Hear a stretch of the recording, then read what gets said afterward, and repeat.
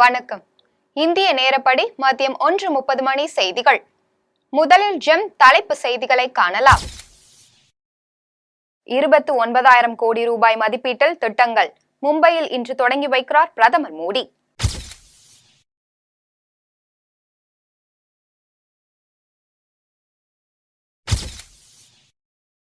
விக்கிரவாண்டி சட்டமன்ற தொகுதி இடைத்தேர்தலில் திமுக முன்னிலை. தொண்டர்களுக்கு இனிப்புகளை வழங்கினார் முதலமைச்சர் மு க ஸ்டாலின். கலைஞர் கருணாநிதியின் உருவம் பொறித்த 100 ரூபாய் நாணயம். நாணயத்தை வெளியிட அனுமதி வழங்கியது மத்திய அரசு. ஹிமாச்சல பிரதேசத்தில் மிதமான மழை. 15 பிரதான சாலைகள் மூடல். 20 ஓவர் கிரிக்கெட் போட்டி. இந்தியா ஜிம்பாப்வே அணிகள் இன்று மோதல். தமிழகத்தில் 12 மாவட்டங்களில் மிதமான மழைக்கு வாய்ப்பு. சென்னை வானிலை ஆய்வு மையம் தகவல். இனி விரிவான செய்திகளை காணலாம். மும்பையில் இன்று நடைபெறும் நிகழ்ச்சியில் 29,000 கோடி ரூபாய் மதிப்பீட்டிலான திட்டங்களை பிரதமர் மோடி தொடங்கி வைக்கிறார். மும்பை கோரைக்கானில் உள்ள நெஸ்கோ கண்காட்சி மையத்தில் நடக்கும் நிகழ்ச்சியில் பிரதமர் மோடி பங்கேற்க உள்ளார். நிகழ்ச்சியில் 29,400 கோடி ரூபாய் மதிப்பிலான சாலை, ரயில்வே, துறைமுகங்கள் மற்றும் 16,600 கோடி மதிப்பிலான தானே போரிவல்லி சுரங்கப்பாதை திட்டத்திற்கு அடிக்கல் நாட்டுகிறார். மேலும் சுமார் 5,600 கோடி ரூபாய் ஒதுக்கீட்டில் முதலமைச்சர் யுவகாரிய பிரசன்னா திட்டத்தையும் பிரதமர் மோடி தொடங்கி வைக்கிறார். இதையடுத்து இரவு 7 மணிக்கு மும்பை பாந்த்ரா குர்லா வளாகத்தில் ஜி பிளாக்கில் உள்ள இந்திய செய்தி சேவை செயலகத்திற்கு சென்று INS கோபுரங்களையும் பிரதமர் மோடி திறந்து வைக்கிறார். நாடு முழுவதும் இடைத்தேர்தல் நடைபெற்ற 13 தொகுதிகளில் இன்று வாக்கு எண்ணிக்கை நடைபெற்று வருகிறது. நாடு முழுவதும் 7 மாநிலங்களில் உள்ள 13 சட்டமன்ற தொகுதிகளுக்கு கடந்த 10ஆம் தேதி இடைத்தேர்தல் நடைபெற்றது. இந்த நிலையில் இடைத்தேர்தல் நடைபெற்ற 13 தொகுதிகளிலும் இன்று வாக்குகள் எண்ணப்பட்டு முடிவுகள் அறிவிக்கப்படுகின்றன. பஞ்சாபில் உள்ள ஜலந்தர் மேற்கு தொகுதியில் இந்தியா கூட்டணியில் உள்ள காங்கிரஸ் மற்றும் ஆம் ஆத்மி இடையே பிரதான போட்டி நிலவுகிறது. மற்ற 12 தொகுதிகளிலும் தேசிய ஜனநாயக கூட்டணி, இந்தியா கூட்டணி கட்சிகள் இடையே போட்டி நிலவுகிறது. 13 தொகுதிகளிலும் காலை 8 மணிக்கு வாக்கு எண்ணிக்கை வாக்குகள் எண்ணப்பட்டு வரும் நிலையில் முன்னிலை நிலவரம் வெளியாகியுள்ளது. அதன்படி பஞ்சாபில் உள்ள ஜலந்தர் மேற்கு தொகுதியிலும் ஆம் ஆத்மி முன்னிலையில் உள்ளது. மீதமுள்ள 12 தொகுதிகளில் 10இல் இந்தியா கூட்டணி முன்னிலை வகிக்கிறது. ஹிமாச்சல பிரதேசத்தில் 3 தொகுதிகள் மற்றும் உத்தரகாண்டில் 2 தொகுதிகள் காங்கிரஸ் முன்னிலை வகிக்கிறது. மேற்கு வங்காளத்தில் 4 தொகுதிகளும் திரிணாமுல் காங்கிரஸ் முன்னிலை வகிக்கிறது. மத்திய பிரதேசத்தில் அமர்வாரா தொகுதியில் பாஜகவும், பீகாரில் ரூபாலி தொகுதியில் ஐக்கிய ஜனதா தளமும் முன்னிலை உள்ளன என்பது குறிப்பிடத்தக்கது. விக்கிரவாண்டி சட்டமன்ற தொகுதி இடைத்தேர்தலில் திமுக முன்னிலையில் உள்ள நிலையில் தொண்டர்களுக்கு முதலமைச்சர் மு க ஸ்டாலின் இனிப்புகளை வழங்கினார். விக்கிரவாண்டி சட்டமன்ற தொகுதி இடைத்தேர்தலில் பதிவான வாக்குகளை எண்ணும் பணி நடைபெற்று வருகிறது. இதில் துவக்கம் முதலே திமுக முன்னிலையில் உள்ளது. இந்நிலையில் சென்னை அண்ணா அறிவாலயத்தில் கூடியுள்ள தொண்டர்களுக்கு முதலமைச்சர் மு க ஸ்டாலின் இனிப்புகளை வழங்கினார். திமுக வேட்பாளர் அன்னியூர் சிவா 40,000 வாக்குகள் வித்தியாசத்தில் முன்னிலையில் உள்ளதால் முதலமைச்சர் மு க ஸ்டாலின் இனிப்புகள் வழங்கினார். கலைஞர் நூற்றாண்டையொட்டி அவரது உருவம் பொறித்த 100 ரூபாய் சிறப்பு நாணயத்தை ஒன்றிய அரசு வெளியிட உள்ளது. முத்தமிழ் அறிஞர் கலைஞர் டாக்டர் மு கருணாநிதி என்ற பெயரில் ஒரு நினைவு நாணயத்தை தமிழக அரசு வெளியிட உள்ளது. இதற்காக 100 ரூபாய் மதிப்பில் நினைவு நாணயம் வெளியிடும்படி மத்திய நிதியமைச்சகத்திடம் தமிழக அரசு சார்பில் கடந்த வருடம் கோரிக்கை வைக்கப்பட்டது. இந்நிலையில் தமிழக அரசின் கோரிக்கையை ஏற்று இந்த நாணயத்தை வெளியிட மத்திய அரசு அனுமதி வழங்கியுள்ளது. கலைஞர் நூற்றாண்டை முன்னிட்டு வெளியிடப்படும் இந்த நாணயத்தில் ஆங்கிலம் மற்றும் இந்தியில் அவரின் பெயருடன் தமிழ் வெல்லும் என்ற வாசகம் இடம்பெற உள்ளது எனவும் குறிப்பிடப்பட்டுள்ளது. விக்கிரவாண்டி தொகுதி இடைத்தேர்தல் வாக்கு எண்ணிக்கையில் திமுக தொடர்ந்து முன்னிலை வகித்து வருகிறது. விக்கிரவாண்டி சட்டமன்ற தொகுதி இடைத்தேர்தலில் பதிவான வாக்குகளை எண்ணும் பணி நடைபெற்று வருகிறது. இதில் துவக்கம் முதலே திமுக முன்னிலையில் உள்ளது. 14 சுற்றுகள் முடிந்த நிலையில் 40,000 வாக்குகள் வித்தியாசத்தில் திமுக முன்னிலையில் உள்ளது. திமுக தொடர்ந்து முன்னிலை பெற்று வருவதால் அக்கட்சியினர் கொண்டாட்டத்தில் ஈடுபட்டுள்ளனர். விக்கிரவாண்டி தொகுதியில் பல்வேறு இடங்களில் பட்டாசுகளை வெடித்தும் இனிப்புகள் வழங்கியும் திமுகவினர் கொண்டாடி வருகின்றனர். அதேபோல் அண்ணா அறிவாலயத்திலும் திமுகவினர் கொண்டாட்டத்தில் ஈடுபட்டுள்ளனர். நைஜீரியா நாட்டில் பள்ளிக்கூட கட்டிடம் இடிந்து விழுந்து விபத்துக்குள்ளானதில் மாணவர்கள் உட்பட 12 பேர் உயிரிழந்துள்ளனர். மேற்கு ஆப்பிரிக்காவில் உள்ள நைஜீரியா நாட்டில் பிளெடியோ மாகாணம் பசாபிஜி கிராமத்தில் 2 அடுக்குமாடிகளை கொண்ட பள்ளிக்கூடம் ஒன்று ஆற்றங்கரையோரம் அமைந்துள்ளது. இந்த பள்ளிக்கூடத்தில் 120க்கும் மேற்பட்ட மாணவ மாணவிகள் கல்வி பயின்று வருகின்றனர். இந்நிலையில் பள்ளிக்கூடத்தில் வழக்கம் போல் மாணவ மாணவிகள் கல்வி கற்றுக் கொண்டிருந்தனர். அப்போது திடீரென பள்ளிக்கூட கட்டிடம் இடிந்து விழுந்து விபத்துக்குள்ளானது. இந்த விபத்தில் மாணவ மாணவிகள் ஆசிரியர்கள் இடிபாடுகளுக்குள் சிக்கிக் கொண்டனர். தகவல் அறிந்து விரைந்து வந்த மீட்பு குழுவினர் கட்டிட இடிபாடுகளுக்குள் சிக்கியவர்களை மீட்கும் பணியில் ஈடுபட்டு வருகின்றனர். இந்த விபத்தில் ஆசிரியர்கள், மாணவ மாணவிகள் என மொத்தம் 12 பேர் உயிரிழந்துள்ளனர். மேலும் கட்டிட இடிபாடுகளுக்குள் 100க்கும் மேற்பட்டோர் சிக்கிக் கொண்டிருப்பதால் அவர்களை மீட்கும் பணிகள் துரிதமாக நடைபெற்று வருகிறது. சென்னை கடற்கரை செங்கல்பட்டு இடையே மின்சார ரயில் சேவை நாளை ரத்து செய்யப்படுகிறது. தெற்கு ரயில்வே வெளியிட்டுள்ள செய்திக்குறிப்பில் சென்னை எழும்பூர் பணிமனையில் கால்வாய் அமைக்கும் பணி நாளை நடைபெற உள்ளது. இதனால் எக்ஸ்பிரஸ் ரயில் மற்றும் மின்சார ரயில் சேவைகள் மாற்றம் செய்யப்பட்டுள்ளது. அதன்படி சென்னை கடற்கரை செங்கல்பட்டு இடையிலான மின்சார ரயில் சேவை நாளை காலை 7:45 மணி முதல் இரவு 7:45 மணி வரை ரத்து செய்யப்படுவதாகவும், பயணிகளின் வசதிக்காக சென்னை எழும்பூரில் இருந்து சிறப்பு ரயில்கள் இயக்கப்படுகிறது. அதன்படி காலை 9:20 மணியில் இருந்து இரவு 8 மணி வரை 24 சிறப்பு மின்சார ரயில்கள் குறிப்பிட்ட கால இடைவெளியில் சென்னை எழும்பூர் செங்கல்பட்டு இடையே இயக்கப்படும் என்று அதில் கூறப்பட்டுள்ளது. மன்னார்குடி ராஜகோபால சுவாமி கோவிலில் நடைபெற்ற பாலாலய விழாவில் தொழிற்துறை அமைச்சர் TRP ராஜா சுவாமி தரிசனம் செய்தார். திருவாரூர் மாவட்டம் மன்னார்குடியில் அமைந்துள்ள ராஜகோபால சுவாமி கோவிலில் கும்பாபிஷேகம் நடத்தப்பட்டு 14 ஆண்டுகள் கடந்த நிலையில் தமிழக அரசு 2,87,00,000 ரூபாய் மதிப்பில் குடமுழுக்கு நடத்தப்படும் என அறிவித்தது. இந்த நிலையில் கும்பாபிஷேகத்தை முன்னிட்டு பாலாலய விழா நடத்தப்பட்டது. பின்பு நடத்தப்பட்ட துவார பூஜை, அக்னி பிரதிஷ்டை, கும்ப மண்டல அக்னி ஆராதனா உள்ளிட்ட பூஜைகளில் தொழில் மற்றும் ஊக்குவிப்புத்துறை அமைச்சர் TRP ராஜா கலந்து கொண்டு சுவாமி தரிசனம் செய்தார். அப்போது அறங்காவல் குழுவினர் மற்றும் அதிகாரிகள் உட்பட ஏராளமானோர் உடன் இருந்தனர். மதுரையில் நடைபெற்ற மீனவர்களுடனான கோடைக்கால சந்திப்பு நிகழ்ச்சியில் மத்திய அமைச்சர் ராஜவ் ரஞ்சன் கலந்து கொண்டார். மதுரையில் மத்திய மீன்வளத்துறை சார்பில் மீனவர்களுடனான கோடைக்கால சந்திப்பு நிகழ்ச்சி நடைபெற்றது.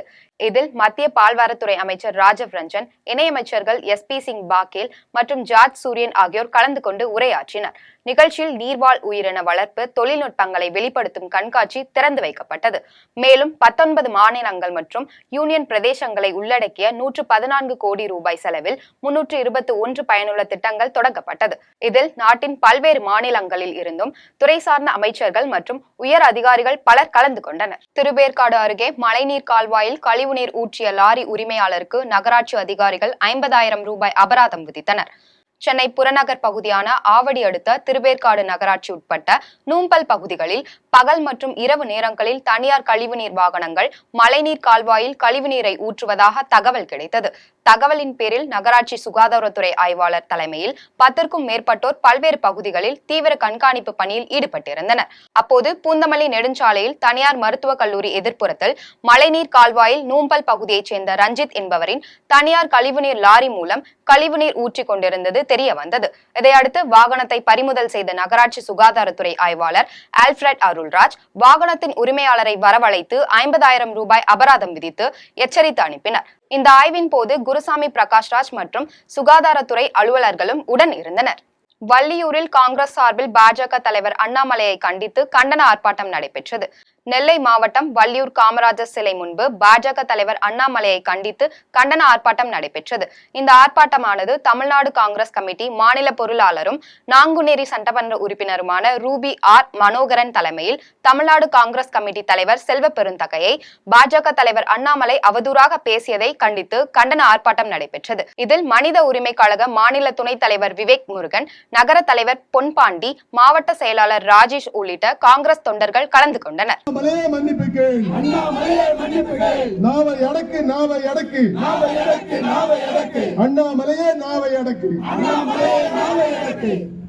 ஆம்பூர் சுற்று வட்டார பகுதிகளில் சுமார் 1 மணி நேரத்திற்கு மேலாக சூறைக்காற்றுடன் கனமழை பெய்தது.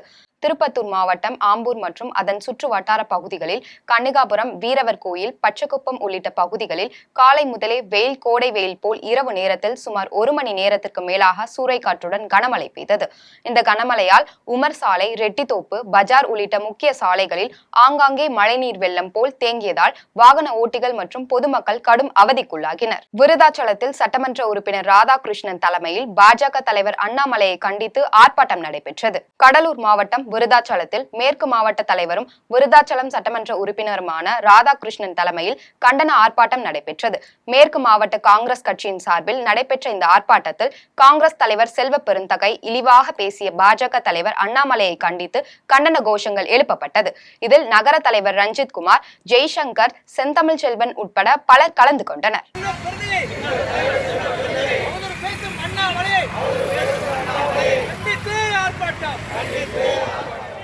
ஆத்தூர் அருகே பெங்களூருவில் இருந்து வெங்காய மூட்டைகளை ஏற்றி வந்து கொண்டிருந்த லாரி பள்ளத்தில் சிக்கி விபத்துக்குள்ளானது. சேலம் மாவட்டம் ஆத்தூர் மற்றும் தலைவாசலில் தினசரி காய்கறி மார்க்கெட்டிற்கு காய்கறிகள் அதிக அளவில் கொண்டு வரப்படுகிறது. சின்ன வெங்காயம் மற்றும் பெரிய வெங்காயம் தமிழகத்தில் வரத்து குறைவாக இருப்பதால் மொத்த வியாபாரிகள் பெங்களூருவில் இருந்து லாரிகள் மூலம் கொண்டு வரப்பட்டு விற்பனை செய்யப்படுகின்றன. இந்நிலையில் ஆத்தூர் பகுதியைச் சேர்ந்த வெங்காய வியாபாரிகள் பெங்களூருவில் இருந்து நேற்றிரவு லாரிகள் மூலம் வெங்காய மூட்டைகளை ஏற்றி வந்து கொண்டிருந்தனர். அப்போது ஆத்தூர் நகராட்சி சாலையில் போடப்பட்ட தரமற்ற கான்கிரீட் சாலை உடைந்து பள்ளம் ஏற்பட்டதில் லாரியின் டயர் பள்ளத்தில் சிக்கி விபத்துக்குள்ளானது. நீண்ட நேர போராட்டத்திற்கு பின் பொக்லைன் இயந்திரம் மூலம் லாரியை மீட்டனர். இந்த விபத்தில் லாரி ஓட்டுநர் மற்றும் லாரியில் வந்த தொழிலாளர்கள் அசம்பாவிதங்கள் ஏதும் இன்றி உயிர் தப்பினர். கோவையில் நகை வாங்குவது போல் நாடகமாடி 10 சவரன் நகையை மர்ம நபர் திருடிச் சென்ற சம்பவம் பரபரப்பை ஏற்படுத்தியுள்ளது. கோவை மாவட்டம் ராஜவீதி பகுதியை சேர்ந்த விஷ்ணு என்பவரின் நகை கடைக்கு வந்த மர்ம நபர் ஒருவர் 10 சவரன் சங்கிலி கேட்டுள்ளார். பின்பு டிசைன் சரியில்லை என கூறி மற்ற கடைகளுக்கு சென்றுள்ளார். இந்நிலையில் மத்திய வேளையில் விஷ்ணுவின் தந்தை கடையில் இருந்த போது தான் காலை பார்த்துவிட்டு சென்ற அதே தங்க சங்கிலி வேண்டும் என கேட்டுள்ளார். அப்போது விஷ்ணுவின் தந்தை நகை எடுக்க சென்றதும் மர்ம நபர் 10 சவரன் தங்க சங்கிலியை திருடி சென்றுள்ளார். பின்னர் கடைக்கு வந்த விஷ்ணு பெரிய கடை வீதி காவல் நிலையத்தில் அளித்த புகாரின் பேரில் வழக்கு பதிவு செய்துள்ள போலீசார் இது குறித்து விசாரணை மேற்கொண்டு வருகின்றனர். வாணியம்பாடி அருகே உள்ள ஸ்ரீ அழகு முத்துமாரியம்மன் ஆலயத்தில் மகா கும்பாபிஷேகத்தையொட்டி அம்மனுக்கு சிறப்பு பூஜைகள் நடைபெற்றது.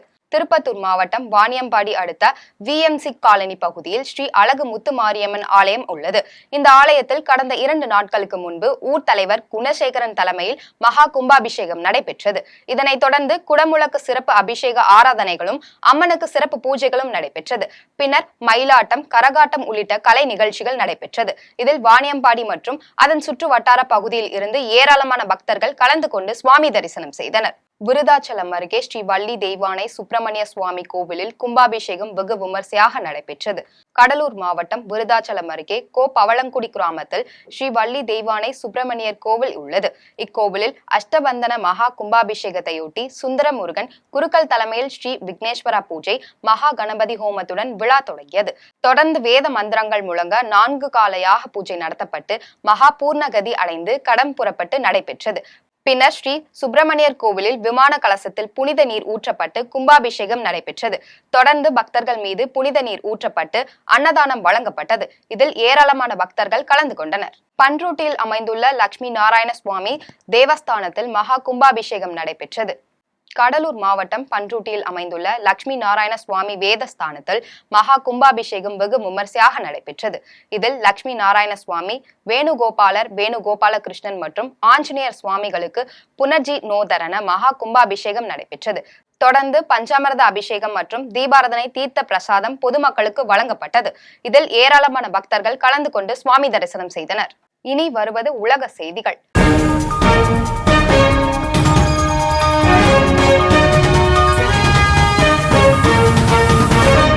ரஷ்ய பயணிகள் ஜெட் விமானம் ஒன்று தலைநகர் மாஸ்கோ பகுதியில் விழுந்து நொறுங்கி விபத்துக்குள்ளானது. சுகோய் சூப்பர் ஜெட் 100 ரகத்தைச் சேர்ந்த இந்த விமானம் ரஷ்ய தலைநகருக்கு தென்கிழக்கே லூகோவிட்ஸில் உள்ள விமான தயாரிக்கும் ஆலையில் இருந்து பயணிகள் இல்லாமல் ஊழியர்களின் பயிற்சிக்காக புறப்பட்டது. இந்த நிலையில் மாஸ்கோவின் வினுகோவா விமான நிலையத்தை நோக்கி சென்றபோது விமானத்தில் ஏற்பட்ட திடீர் பழுது காரணமாக விமானம் தீப்பிடித்து விபத்துக்குள்ளானது. இந்த விபத்தில் விமானி உள்பட 3 பேர் கருகி உயிரிழந்த சம்பவம் சோகத்தை ஏற்படுத்தியுள்ளது. இந்த விபத்து தொடர்பாக நாட்டின் உயர்மட்ட மாநில குற்றப்புலனாய்வு அமைப்பு விசாரணை மேற்கொண்டு வருகின்றன. இனி வருவது விளையாட்டு செய்திகள்.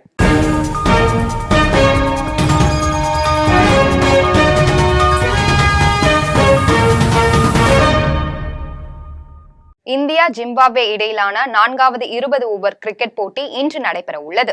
ஜிம்பாப்வேயில் சுற்றுப்பயணம் மேற்கொண்டுள்ள இந்திய கிரிக்கெட் அணி 5 ஆட்டங்கள் கொண்ட 20 ஓவர் தொடரில் விளையாடி வருகிறது. இந்த நிலையில் இந்தியா ஜிம்பாப்வே அணிகள் இடையிலான 4வது 20 ஓவர் கிரிக்கெட் போட்டி ஹராரே ஸ்போர்ட்ஸ் கிளப் மைதானத்தில் இன்று மாலை 4:30 மணிக்கு தொடங்குகிறது. இனி வருவது வானிலை செய்திகள்.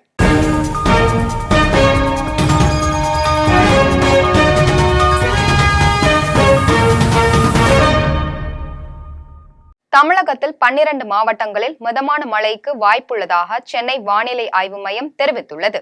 இதுகுறித்து வானிலை ஆய்வு மையம் வெளியிட்டுள்ள அறிக்கையில், மேற்கு திசை காற்றின் வேக மாறுபாடு காரணமாக தமிழகத்தில் ஓரிரு இடங்களிலும், புதுவை மற்றும் காரைக்கால் பகுதிகளிலும் இடி மற்றும் மின்னலுடன் கூடிய லேசானது முதல் மிதமான மழை பெய்யக்கூடும் என்று தெரிவித்துள்ளது. அதன்படி தமிழகத்தில் சென்னை, காஞ்சிபுரம், செங்கல்பட்டு, திருவள்ளூர், கோவை, நீலகிரி, தேனி, வேலூர், திருப்பத்தூர், ராணிப்பேட்டை, திருவண்ணாமலை, விழுப்புரம் ஆகிய 12 மாவட்டங்களில் ஓரிரு இடங்களில் மிதமான மழை பெய்ய வாய்ப்புள்ளதாக வானிலை ஆய்வு மையம் தெரிவித்துள்ளது. இனி வருவது தங்கம் மற்றும் வெள்ளி விலை நிலவரம்.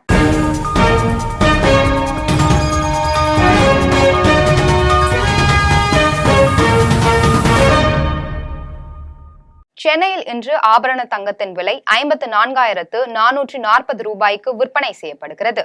சென்னையில் இன்று ஆபரண தங்கத்தின் விலை 20 ரூபாய் குறைந்து 6,805 ரூபாய்க்கு விற்பனை செய்யப்படுகிறது. மேலும் ஒரு சவரனுக்கு 160 ரூபாய் குறைந்து 54,440 ரூபாய்க்கு விற்பனை செய்யப்படுகிறது. 24 கேரட் தூய தங்கம் ஒரு சவரன் 59,392 ரூபாய் விற்பனை செய்யப்படுகிறது. மேலும் 1 கிராம் வெள்ளி 100 ரூபாய்க்கும் 1 கிலோ வெள்ளி 1 லட்சம் ரூபாய்க்கும் விற்பனை செய்யப்படுகிறது. மீண்டும் ஜெம் தலைப்பு செய்திகள். 29,000 கோடி ரூபாய் மதிப்பீட்டில் திட்டங்கள் மும்பையில் இன்று தொடங்கி வைக்கிறார் பிரதமர் மோடி.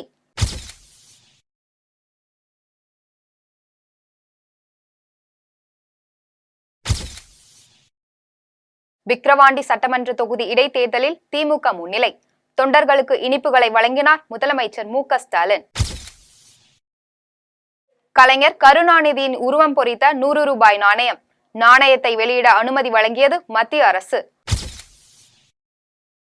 ஹிமாச்சல பிரதேசத்தில் மிதமான மழை. 15 பிரதான சாலைகள் மூடல். 20 ஓவர் கிரிக்கெட் போட்டி. இந்தியா ஜிம்பாப்வே அணிகள் இன்று மோதல். தமிழகத்தில் 12 மாவட்டங்களில் மிதமான மழைக்கு வாய்ப்பு. சென்னை வானிலை ஆய்வு மையம் தகவல். இத்துடன் ஜெம் செய்திகள் நிறைவடைகின்றன. மீண்டும் ஜெம் செய்திகள் இரவு 8:30 மணிக்கு. உடனுக்குடன் செய்திகளை காண ஜெம் லைவ்.tv என்ற இணையதளத்தில் இணைந்திருங்கள். நன்றி, வணக்கம்.